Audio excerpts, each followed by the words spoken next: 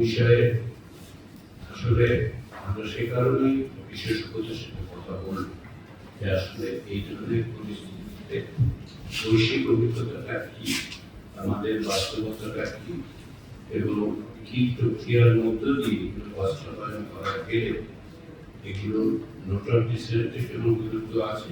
আসলে সেটাও আমাদের উল্লেখ করা দরকার যে যখন সংখ্যাগরিষ্ঠ দল, শুধু সংখ্যাগরিষ্ঠ দল না, ব্যাপক সংখ্যক দল যখন ঐক্যমত্যে পৌঁছায় তার যে গুরুত্ব, সেই গুরুত্ব আমাদের বিবেচনা করতে হবে। কিন্তু আমরা আইনি দিক থেকে এবং সাংবিধানিক বিষয়গুলো নিয়ে সে কারণে আমরা আমাদের একটি অবস্থান তৈরি করলে মনে হবে যে আমরা চাপিয়ে দেওয়ার চেষ্টা করছি। আমরা কমিশনের পক্ষ থেকে সে কারণে সিদ্ধান্ত নিয়েছি যে কমিশনের বাইরে থেকে এবং যারা সাংবিধানিক সংবিধান সংস্কার কমিশনে অন্যান্য কমিশনভুক্ত ছিলেন তাদের মতামত বুঝতে চাই, দেখতে চাই, সেই বিষয়ে তাদের সাথে আলোচনা করেছি। টিআইডি বিশ্লেষণ সম্পর্কে আমি মন্তব্য করবো না, কারণ যেটা টিআইডি বিশ্লেষণ ঐক্যমত্য কমিশনের পক্ষ থেকে যেটা আমরা বলতে পারি যে জাতীয় সনদ তৈরির ক্ষেত্রে আপনার ঐক্যমত্য যদি প্রকাশিত বলেন, আমরা তো আশা করেছিলাম সবগুলো বিষয় 166টি বিষয়ে সবাই এসে বলবেন যে ঠিক আছে আমরা সবাই চলেন আমরা আগামীকাল বাস্তবায়ন করা শুরু করি।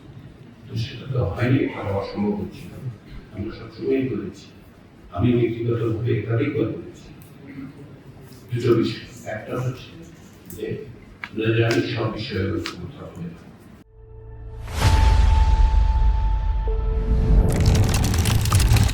আমি বলেছি গত ফেব্রুয়ারি মাস থেকে বলেছি। দ্বিতীয় বিষয় হচ্ছে আমি কিছু চাপিয়ে দিতে চাচ্ছি না কোনো অবস্থাতেই কমিশন। অনেক কিছু কিছু ক্ষেত্রে নোটার ডিসেন্টের প্রশ্ন এসছে, যেমন ধরুন কিছু কিছু বিষয়ে আজকে বলেছি কিছু কিছু বিষয় 25টার মতো বিষয় প্রাথমিক পর্যায়ের আলোচনায় রাজনৈতিক দলগুলোর মত পার্থক্য এতটাই বড়, এতটাই বিশাল, যেগুলো আসলে দ্বিতীয় পর্যায়ের আলোচনায় যদি আমরা মাসের পর মাস আলোচনা করতে পারবো কিন্তু এক জায়গায় আসতে পারবো, সে কারণে সেগুলো বাদও দেওয়া। তাহলে আমরা বাস্তব বিবেচনা এবং যেই জায়গায় এসে ঐক্যমত্য তৈরি করা যাবে সে চেষ্টা করেছি।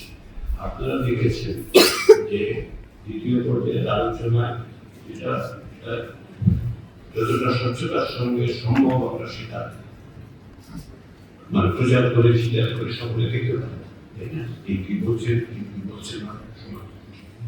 তো সেদিক থেকে যেটা সেটা হচ্ছে যে আমরা এই প্রক্রিয়াকে অগ্রসর করে যতদূর সম্ভব আমরা ঐক্যমতের জায়গায় আসতে চাই, যে চেষ্টা করেছি।